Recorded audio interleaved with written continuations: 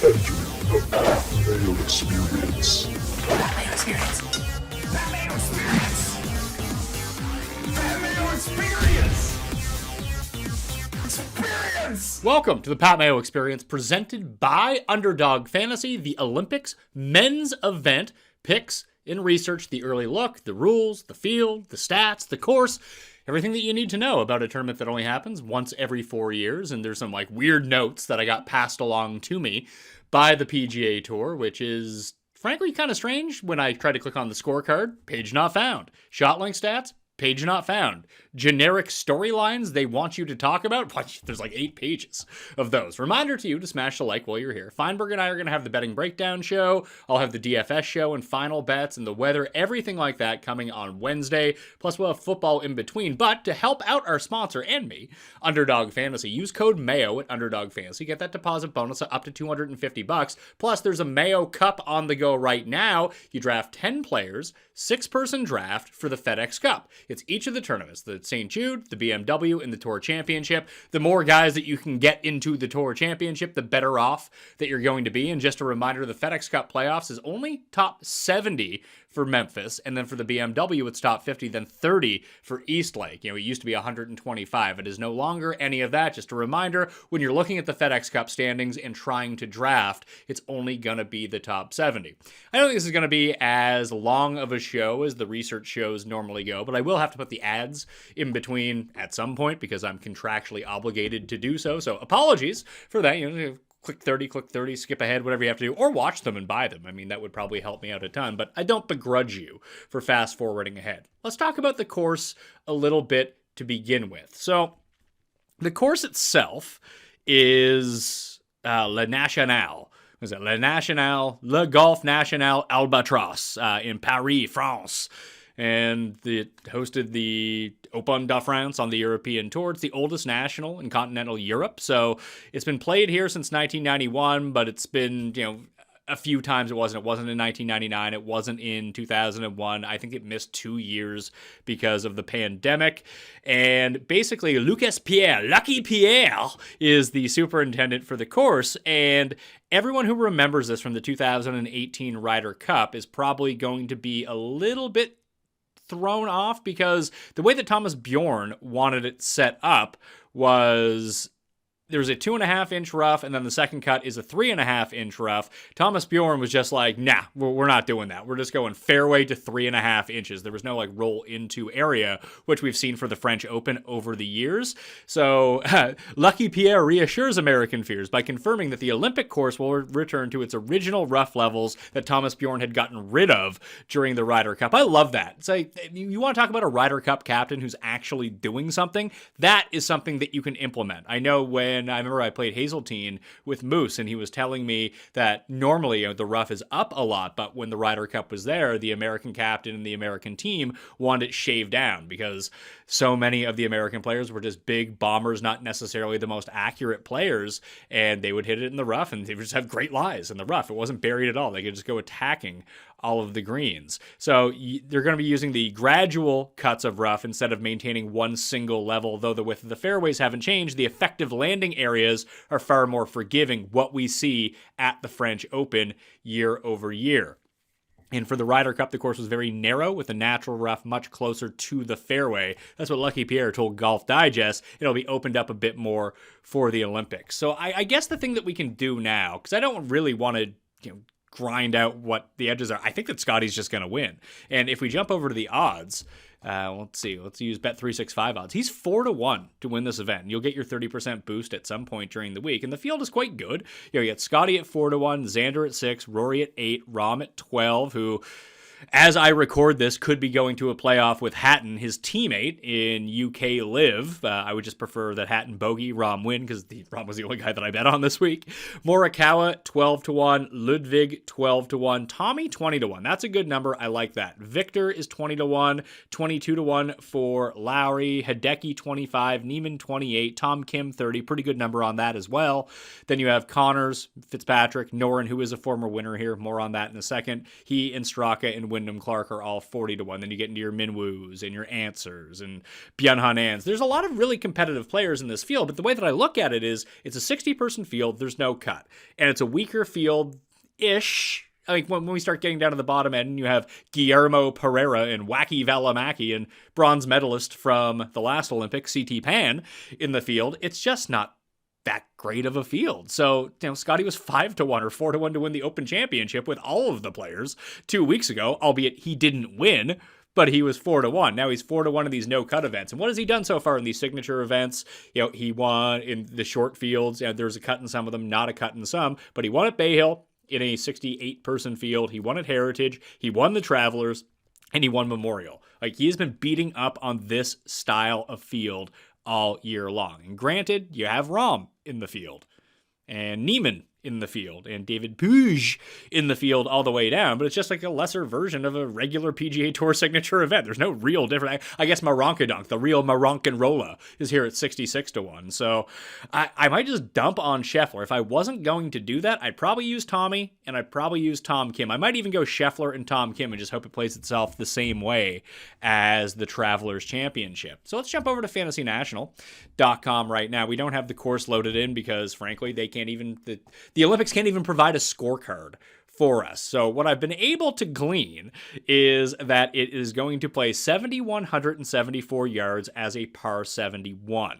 And we take a look back at the French Open. Rio Hisatune won at 14 under a year ago. Guido won at 16 under the year before that. Then it was off for 2 years. Nikolai Kolsart in 2019 won at -12. Alex Noren won at -7 in 2018, and that was more indicative of the Ryder Cup because the Ryder Cup was played earlier or later on that year. Noren goes and wins. Justin Thomas played in it that year, and then Tommy Fleetwood won the year before that at -12. The 2018 Ryder Cup, Europe defeated the USA 17.5 to 10.5, and the top performers in that from that year, Francesco Molinari was 5-0. Tommy Fleetwood was 4-1. Fleetwood and Molinari played together, so we're only getting Fleetwood from that bunch in it this time around. The top performers for the USA were Justin Thomas, 4-1, Jordan Spieth, 3-2. Now, here's the really interesting part about this. So, none of the players from the USA team from 2018 are in the field this week, which I just found to be shocking. Now, the Euros, they have a bunch. Noren went 2-1 during that Ryder Cup, and he won the French Open in 2018. As I mentioned, Fleetwood, 4-1, and won the French Open in 2017. Rahm was 1-2 that year. Rory was 2-3. And Thorbjorn Olesen, who is in the field this week, was 1-1. He also finished T10 at this course a year ago. And some other notable names in terms of course history that we're looking for. Tom Kim actually came over and played this a year ago. So we see Tom Kim had been playing pretty well up until the Open Championship. Didn't fare all that great at the Rocket Mortgage, but overall, very good accuracy. Basically, you want to be able to gain a lot of strokes off the tee. If distance comes along with it, that's great, but you do want to be playing primarily from the short stuff because once you get off that first cut of rough, it does still get very penal and there is water everywhere. But you start thinking about it, Scotty Scheffler, still one of the more accurate players in this field, one of the longer players in the field,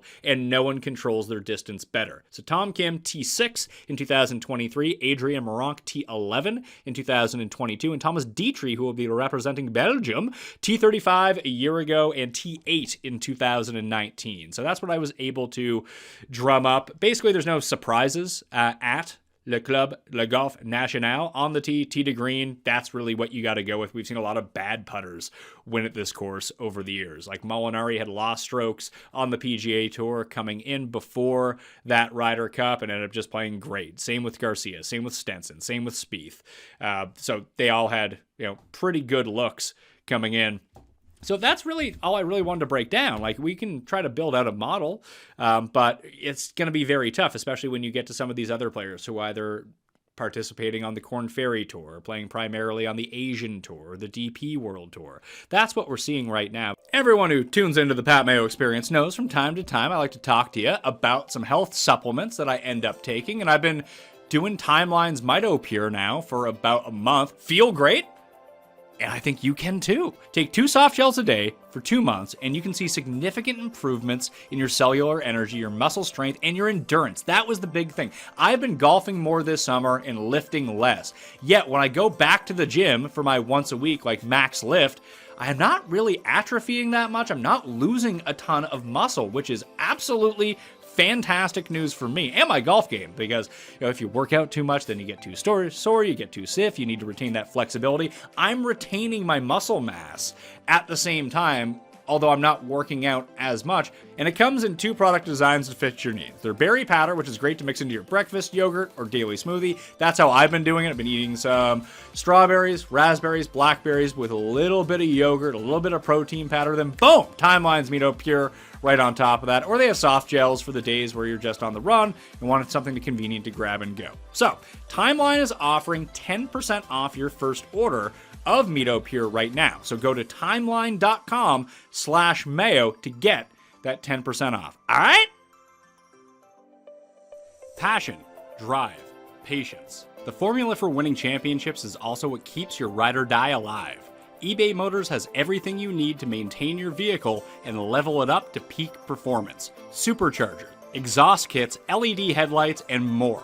Whether you're into speed, power, or style, eBay Motors has you covered. With over 122 million parts for your number one ride or die, you'll always find exactly what you're looking for.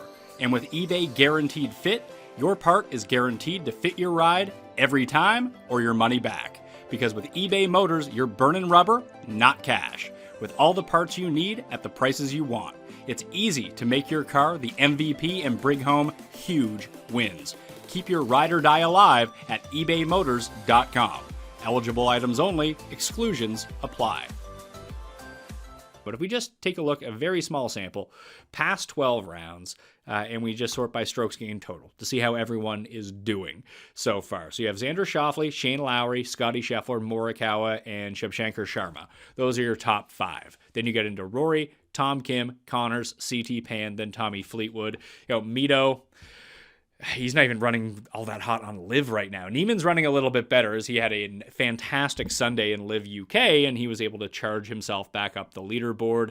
EVR, after flaming out in Minnesota, maybe he can get things back together a little bit, being back in Europe. Obviously, Monteo Montecero is playing a little bit better golf.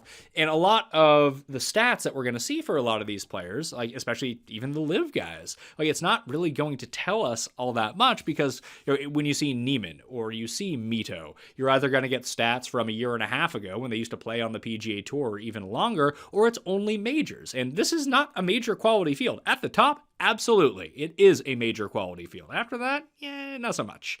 Not so much going on that way. So over the past 12 rounds, tee to green, it's still Scotty, then Rory, then it's Mito. What 12 rounds are we getting from Mito here? Because he barely qualified for any of the majors. 2 rounds of the U.S. Open, 4 rounds of the PGA Championship and the Masters, then going back to CJ Cup and the Shriners from 2022. So I wouldn't put too much stock into that. This could be a really good Morikawa course. I feel like we say that every week, though, and then eventually he just doesn't win. So I got to jump off the train. I'm probably going to miss his win unless his odds really start to deteriorate down the board. Then you have Tom Kim. Tom Kim is still 10th tee to green over the past 12, 7th in strokes gained total. The putter has been bad, same as Scotty kind of thing. He's just kind of mimicking a little bit of what Scotty is up to. Now you can make the same case for Corey Connors as well, who this is a good place for him. I worry about his chipping. You should always worry about Corey Connors chipping, but the ball striking has been really good, as it normally is, and the putter has started to come around a little bit, but he is someone like Abraham Answer. That's the one thing that I would be cautioned about here. If you have Answer at 50-1 and Connors at 33-1, I rate them basically as very similar players. It's just Answer is off everyone's radar because he's playing on Live right now. He's not even playing all that well on Live, to be perfectly honest, but he is someone that's going to hit a ton of fairways, can get really hot with the irons. The big difference between him and Connors is sometimes Answer can chip, and half the time he can putt, which is not something that you normally see from Corey Connors. So that would be the way that I would be attacking it this week between those two and that sort of player. I think for DFS, it's going to make a more of a deal, but I'm just really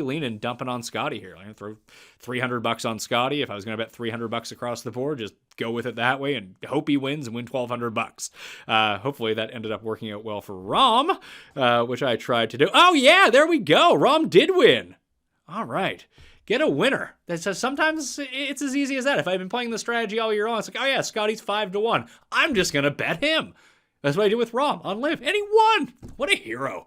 John Rahm, after not looking good in round 2. I was, between us, I was testing out a new Live app this week. It's pretty cool, actually. It's something I really wanted for the PGA Tour forever. It's hilarious that it's Live that is the ones who are taking the lead on this and really trying to incorporate everything that's going on. Yes, it's nice to hit a winner after not hitting a winner in ages. Man, maybe JJ Spawn can find himself in the top 5. Bogeying hole 1 at the 3M Open was not going very well. It's Vegas and Kuchar. Oh, there's Sahith. Sahith's making a run.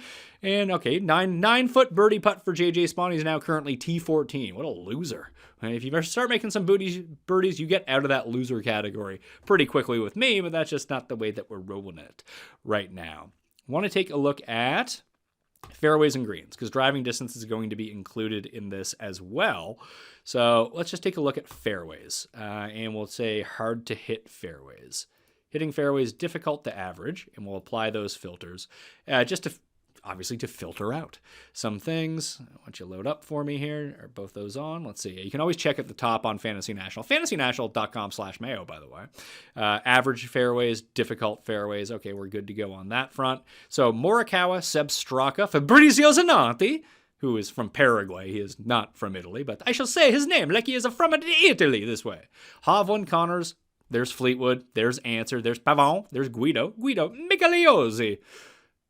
I should just be an Italian commentator the Italians would be very upset, but if you wanted to tune in to me doing my Italian impression, then I think we're good to go on that front. Tapio Pukkanen. Yeah, I guarantee you he's from Finland, but I will not be betting that guy. So Scheffler's actually been way down a little bit here. So where's Scheffler? Scheffler is, in terms of fairways gained, he's just above middle of the pack, just like he is for driving distance. Now, obviously, he's number 1 in greens and regulation, and if the rough around the greens, which we saw earlier on the fly-through, is going to be a bit higher than your normal events, akin probably much to like Memorial was, then it's just Scotty time at a lot of these places. That's the problem that I keep getting back to. It's like, yes, I would like to pepper the board, bet Tom Kim, bet Connors, bet Fleetwood, and hell, even bet Seb Straka down at 40-1 and make a card that way. And then I'm going to be sitting there on Sunday and thinking, oh yeah, of course Scotty did it. He's the only guy who can get any distance control out of this rough. That's his superpower so far this year.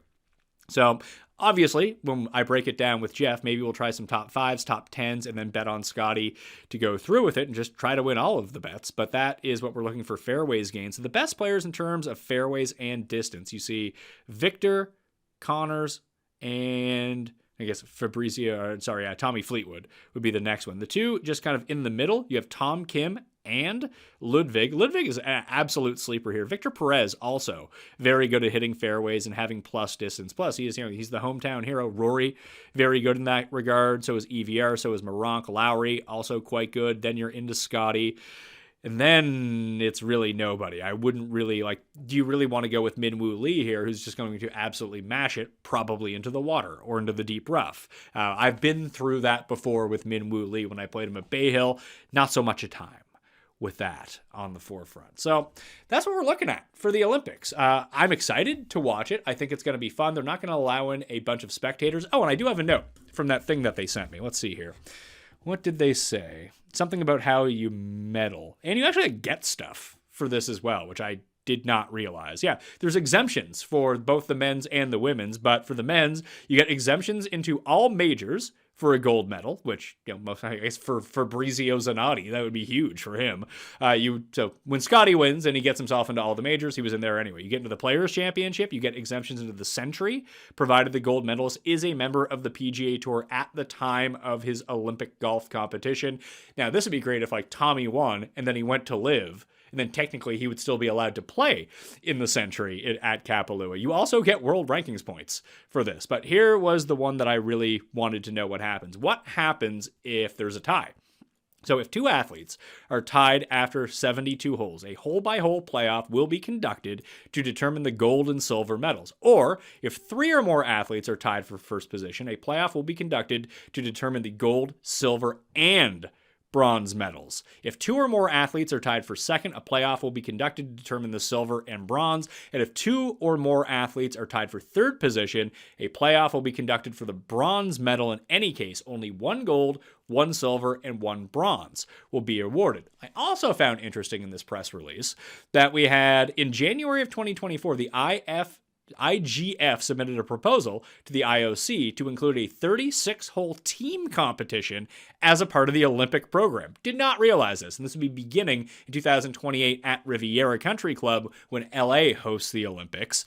The event could feature up to 16 teams playing 1 round of foursomes, an alternate shot, and 1 round of best ball, or 4-ball as they would call it. And the teams would be selected from the 60 men and 60 women already qualified playing in the individual. So you'd have a chance to double gold medal if this proposal was to go through. They hope to hear about it in early 2025. Now, it sounds really stupid, but there's enough stupid stuff in the Olympics as it is anyway, so why not get some more players, some fun combos? It'd be a great way. Like, look, let's be real here. I don't know how highly rated the Olympic competition is going to be for the golf this time around. It'll be better when it's at Riv in 2028 in LA, because a lot of the people that are going to be watching are going to be North Americans, primarily Americans, and just US Olympics in those time zones tend to do a lot better. But I can almost guarantee you that no one is going to watch the women's version of this Olympic event, and that's probably going to be the case, probably more so. More people would watch in 2028. However, if you do have a mixed competition, it's not like the stupid PNC thing that they do in December when no one gives a fuck about golf. Having that actually in the Olympics, if you were trying to build up women's golf, you have Nelly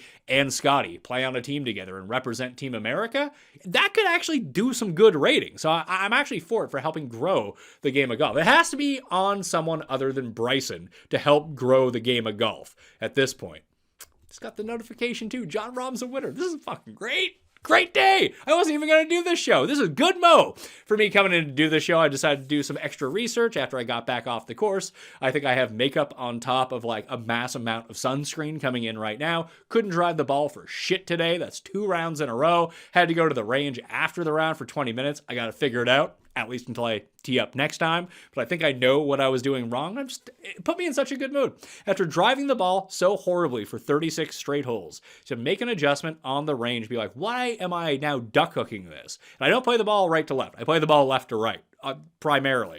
And it's not like the duck hook is probably a bit much. I was just hitting a draw all of a sudden, which is fine if you're aiming to play a draw, not a cut. When you start drawing the ball, when you're trying to play a cut, you're in the left woods a whole lot. So now that I have my left to right back, I'm feeling pretty good. It's a great day here. Gonna have a barbecue with the family later. I hope everyone is having a good weekend. If you're having a good weekend, you smash the like and maybe participate in some of those FedEx Cup drafts. I got one of my 10 teams in so far. Tambo's away this week, so it's myself and Roz, and maybe we'll do a draft on the Wednesday show. We got a ton of football coming at you. We got a Cuss Corner in the Bank, Morency on Tuesday to talk about basketball at the Olympics and Olympics in general. We're doing a pet peeve bracket. Sia, Overzet, and myself recorded one half of one of the show until our studio crapped out. But hey, we're on a roll now. I feel like we got good vibes. We got the remainder of the division previews with Jake Steele. Mike Leone is going to be on either this week or next week. I'm just fired up for a ton of content. And I got a tee time scheduled for Greensboro, North Carolina, the day before I'm going to the Wyndham. I'm going to be at the Wyndham on Saturday and Sunday, along with my good friends from Underdog. I think that Rick is going to be around too. If you're going to be there, drop me a line. We can go hang out, go have a beer. It'll be a fantastic time. All right? I'm Pat Mayo. Thanks for watching. I'll see you next time. Mayo experience! Experience!